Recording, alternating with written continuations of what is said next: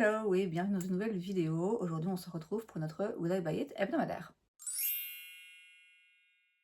Chaque semaine, je me rends donc sur différents comptes Instagram pour aller checker les dernières nouveautés, sorties, annonces en termes de make-up, skincare, beauté de manière générale et je vous donne mon avis. On commence comme toujours avec la page Insta de Trend Mood et on a la collection pour les fêtes. Fêtes de fin d'année, Noël, Nouvel An, au mois d'août, comme d'habitude, j'ai envie de vous dire, chez Givenchy donc. Alors, ce qu'on a là pour le moment, c'est un highlighter prisme libre, donc dans le même format avec plusieurs couleurs et les 4 petits carrés là. C'est joli, ça donne envie, mais je sais qu'au quotidien, à utiliser, ça va m'emmerder. On a un gloss, on a un rouge à lèvres. J'imagine qu'il doit y avoir d'autres choses un petit peu plus tard. Bon, vous savez, moi, les collections pour les fêtes, c'est rare que ça m'intéresse parce que déjà quand ça sort au mois d'août, voilà, moi j'y suis pas encore même si j'adore Noël. Et puis souvent, ouais, ce genre de collection comme ça en édition limitée, ça me parle moins, je préfère rester, me concentrer dans les gammes permanentes de ces marques. Donc voilà, là pour le moment, je vais pas m'étaler sur le sujet, ça m'intéresse pas. Ensuite chez Hank Van Gogh, on a une palette de fard à paupières, c'est la Timeless Taupes Color Story Palette. Ça coûte 85 $, mais il y a 20 fards. Ce sont que des fards mat, on en a 10 qui sont plutôt neutres et 10 qui sont plutôt chauds. Alors c'est pas du tout le genre de palette qui m'intéresse. A priori, ça peut être intéressant, hein, des palettes comme ça de fards neutres et d'un dégradé comme ça de teinte neutre, mat. Ça peut être très intéressant, surtout si vous êtes make-up artiste, j'ai l'impression. Moi, c'est vrai que ça me parle pas. Déjà, ce genre de palette, j'en ai une de chez Makeup by Marie que je trouve très bien. Là, oui, c'est moi dans l'utilité que je vais en avoir, non, ça m'intéresse pas du tout. Au-delà de ça, si je mets de côté mon avis à moi et mon utilisation ou ma non-utilisation de cette palette, ce que j'ai du mal à comprendre, c'est le titre. Le nom de la palette, c'est Timeless Taupes, donc des teintes taupes. Je vois pas vraiment de taupe dans cette palette. Je vois du chaud, je vois du neutre. Il y a une ou deux teintes là dans les neutres qui tirent, oui, un peu plus vers le froid, ou en tout cas qui sont, oui, plus neutres que chaudes. Mais de là à dire que ce sont des taupes, non. Il aurait dû appeler ça Timeless Nudes, à la limite. Mais taupes, j'ai du mal à comprendre. Je trouve que de manière générale, c'est pas. Ouais, c'est pas une palette intéressante, en tout cas, encore une fois, pas de mon point de vue juste fan de make-up, mais pas make-up artiste, vous voyez. Après, pour rappel, Hank Van Gogh, c'est un maquilleur professionnel, et donc c'est logique qu'il ait ce point de vue et qu'il propose du make-up et des outils appropriés pour les make-up artistes. Mais voilà, n'en étant pas une moi-même, du coup, je me sens moins concernée par ce lancement. Ensuite, chez Valentino, on a une collection pour l'automne, c'est la Autumn Memories Collection. Alors, il y a deux produits. Et je trouve quand même que sortir deux produits, appeler ça une collection, c'est un peu particulier, mais enfin, soit. Il y a un rouge à lèvres dans une teinte, oui, un petit peu brune, automnale. Et il y a un fond de teint Cushion. Je pense que le produit existe déjà, c'est juste le packaging qui est différent.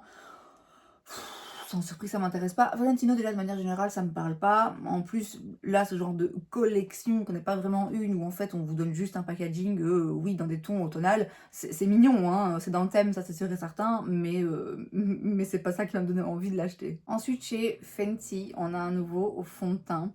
C'est le Pro Filter Fluid Flex.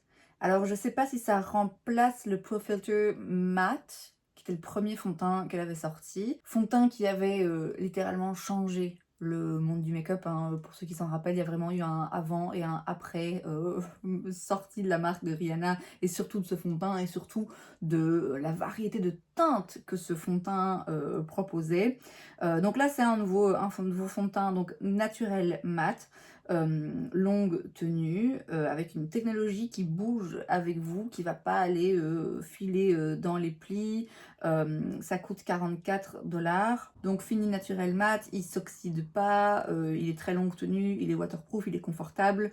Ma foi, ok, pourquoi pas. A priori, les fonds de teint mat, c'est moins ce qui va me parler, moi, mais pourquoi est-ce que celui-ci pourrait quand même m'intéresser? D'abord, c'est subjectif, je suis assez fan de la marque Fenty et des fonds de teint qu'elle a sorti.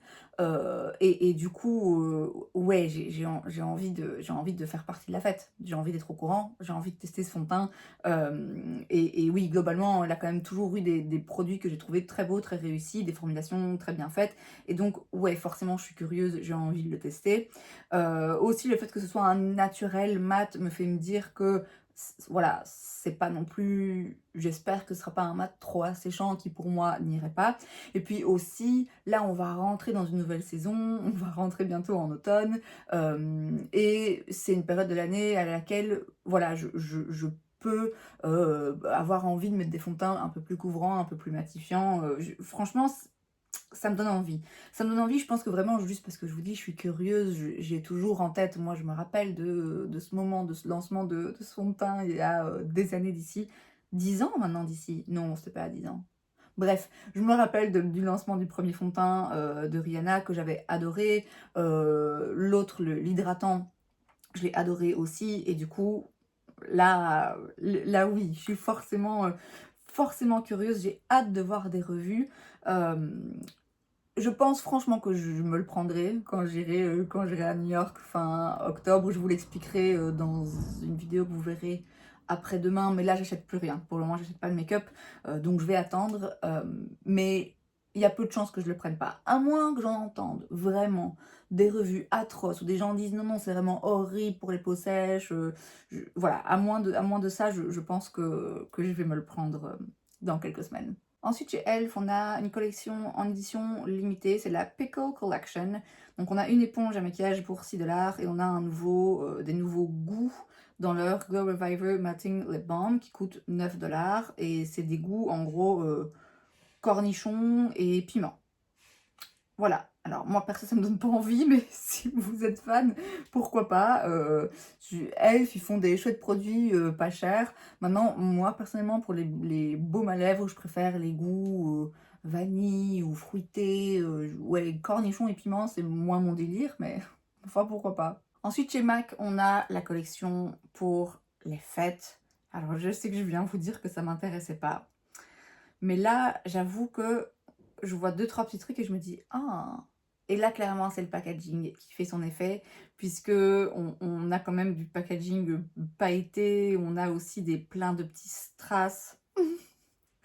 Clairement, ça me parle. Alors, si j'ai vraiment pas envie d'acheter un produit, ou que je sais que c'est un produit qui me convient pas, qui va pas me plaire, que je vais pas mettre, je vais pas acheter un truc juste parce que le packaging est beau. Ça n'arrivera pas. Mais en l'occurrence, MAC, ils font des bons produits. En tout cas, moi j'aime assez pas mal de leurs produits. Et donc c'est vrai que, ouais, si je suis déjà susceptible d'acheter quelque chose chez eux, ma foi, le fait qu'il y ait des strass sur les packaging, ça peut être la petite motivation supplémentaire. Je vais pas tout détailler parce qu'il y a beaucoup de choses, mais on a des kits pour les fêtes, on a des trucs en édition limitée, on a un peu de tout, on a des produits pour les yeux, pour les lèvres, pour le teint, on a aussi des pinceaux et le calendrier de l'Avent. Calendrier de l'Avent chez MAC, moi il me parle pas parce que j'ai déjà beaucoup de produits de la marque, donc je sais qu'il y en a qui vont faire doublon ou alors ça va être des produits qui vont pas m'intéresser. C'est rare que les calendriers de l'Avent me parlent parce que à chaque fois, et à chaque fois je vous le dis, je fais un petit peu le calcul dans ma tête de voir qu'est-ce que j'ai déjà, qu'est-ce qui m'intéresse vraiment. Et souvent j'en viens à la conclusion que ça vaut pas le coup, même si financièrement c'est une bonne affaire. Voilà, moi quand je fais mon calcul personnel par rapport à ma collection et par rapport à ce que j'ai envie de tester, je me rends bien souvent compte que, en fait, non, ça ne vaut pas le coup. Et oui, la MAC, j'ai même pas besoin de regarder dans le détail que pour savoir que, au lieu de dépenser 200 € pour leur calendrier de l'Avent, j'aime autant dépenser 200 € sur des produits chez MAC que je connais, que j'adore et que j'ai envie d'avoir. Donc voilà, ça me concerne pas. Je note quand même que là j'avoue les packaging sont très festifs, sont très jolis. Est-ce que pour autant je vais forcément acheter quelque chose? Franchement j'en sais rien, je pense pas. Mais au moins c'est agréable à regarder. Ensuite chez Shiglam on a le Lumi Lock and Go Cushion Foundation. C'est donc un fond de teint cushion, ça coûte 11,99 $. On a 36 teintes, ma foi les teintes ont l'air quand même pas mal bien distribuées. C'est donc un fond de teint de type sérum qui va apporter l'hydratation, une couvrance médium à full, il lisse le teint, floute. Il est dewy, lumineux, il a un fini qui ressemble à la peau, il tient 12 heures. Ma foi, là, comme ça, oui, ça a l'air pas mal. Les fonds de teint Cushion, j'ai l'impression qu'on en a beaucoup vu en ce moment, donc c'est pas surprenant que Shiglam nous sorte sa version. Shiglam, ça fait très longtemps que j'ai rien acheté dans la marque, à part les petits sticks fard à paupières que j'avais trouvé chez Kruidvat, puisque maintenant la marque se vend chez Kruidvat en Belgique.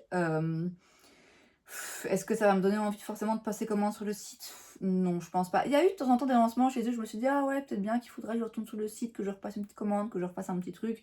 Mais je vous dis pour le moment, de toute façon, je suis pas à l'achat de make-up en ce moment. Donc voilà. Mais voilà, c'est bien d'avoir des options moins chères. Ensuite, on se rend sur Amity Beauty Talk et chez Danessa Myricks, on a un nouveau produit, c'est le Glosswork 4D Ultra Shine Plumping Lip Gloss. On a 12 teintes. Alors, c'est un gloss repulpant dans un format un petit peu baume, comme ça. On en voit beaucoup, on en a vu beaucoup. Donc c'est vrai que ça commence à être un peu redondant. Après, Danessa Myricks, ça fait des très beaux produits, donc je doute pas que ce soit pas mal. La différence ici, je dirais, par rapport à d'autres produits de ce genre qu'on a vus, c'est que là, j'ai quand même l'impression que c'est plus pigmenté que d'autres produits du même genre. Mais pour le coup, je sais pas si moi, ça va m'intéresser. Ce genre de produit avec ce genre d'embout, vous savez, où c'est juste vraiment comme un petit baume à lèvres, je préfère que ce soit peu pigmenté. Parce que c'est plus quelque chose que je vais mettre comme un soin pour hydrater mes lèvres et que je vais mettre un petit peu comme ça sans regarder. Donc si le truc il est trop pigmenté, en fait, moi ça va pas m'intéresser. Si c'est un gloss hyper pigmenté, alors je donne un embout avec un applicateur un petit peu plus précis.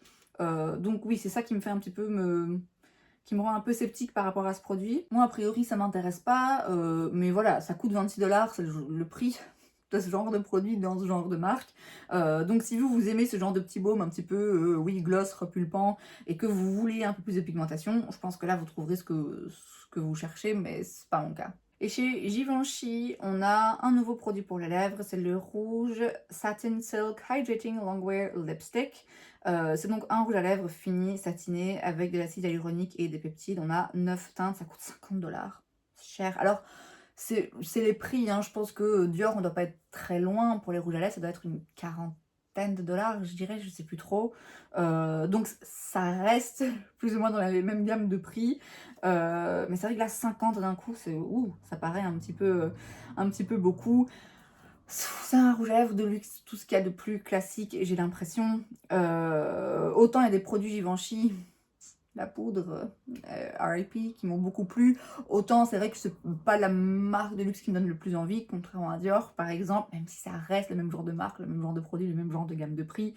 Mais c'est vrai que là, c'est un rouge à lèvres quoi, c'est un rouge à lèvres un petit peu banal. Je suis persuadée qu'il y a moyen de trouver des équivalents à 5 balles chez Essence, donc oui, moi là pour le coup ça m'intéresse pas. Et enfin on va se rendre sur la page de Makeup on Your Radar. Alors comme toujours il y a beaucoup de lancements, donc j'en sélectionne quelques-uns qui me parlent un petit peu plus. Tout d'abord dans la marque MPH de Mary Phillips, on a le Top Coat Hydrating Lip Gloss. Ça coûte 26 $, c'est un gloss hydratant. On a 8 teintes si je vois bien. Il y a des peptides à l'intérieur comme dans tous les gloss qui sortent en ce moment, j'ai l'impression. La marque n'est pas disponible ici, mais elle est disponible au Sephora des États-Unis et c'est vrai qu'il y a 2-3 produits dans la marque sont sortis depuis que je m'y suis rendue, que je suis un peu curieuse de tester. Donc pourquoi pas tester ce gloss là un jour aussi. Et enfin on termine avec une nouvelle qui ne nous concerne pas directement mais moi un peu quand même.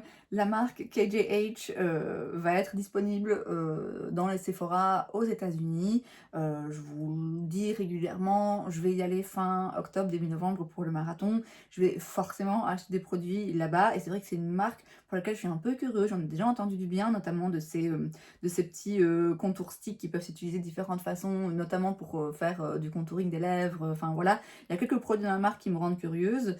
Donc voilà, ça ne change rien là pour nous, c'est pas disponible ici facilement, pas d'après ce que je sais en tout cas, mais attendez-vous dans les mois qui arrivent à me voir quand même tester quelques produits de la marque, parce que je pense que oui, j'en testerai, j'en prendrai quelques-uns au Sephora dans quelques mois. Et c'est donc tout pour cette vidéo, j'espère que ça vous a plu. Si c'est le cas, n'hésitez pas à laisser un like, vous pouvez aussi vous abonner à ma chaîne parce que c'est gratuit, donc pourquoi pas. Et moi je vous vois la prochaine fois.